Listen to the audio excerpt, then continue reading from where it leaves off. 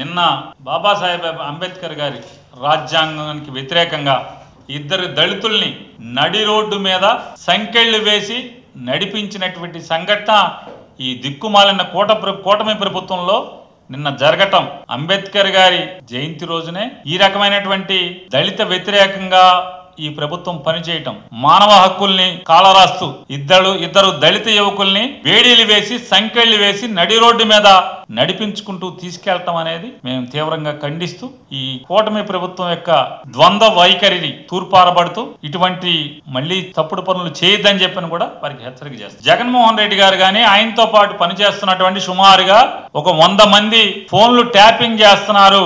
ఈ ఏబి వెంకటేశ్వరరావు అనే అతనే ఈ సామాన్లు కొనుక్కొచ్చాడు ఇజ్రాయెల్ నుంచి అని మమతా బెనర్జీ గారు చెప్పింది. మేమంతా చెప్పాం, కానీ చంద్రబాబు నాయుడు అటువంటి మేము చేయలేదు, ఎన్ని అభూత కల్పనలు అని చెప్పని ఈనాడు జ్యోతి కూడా రాశారు. మామూలు ఇంకెవడన్నా అయితే ఏమన్నా చేసుకోవాలి, ఈనాడు కానీ ఆంధ్రజ్యోతి కానీ చంద్రబాబు నాయుడు కానీ.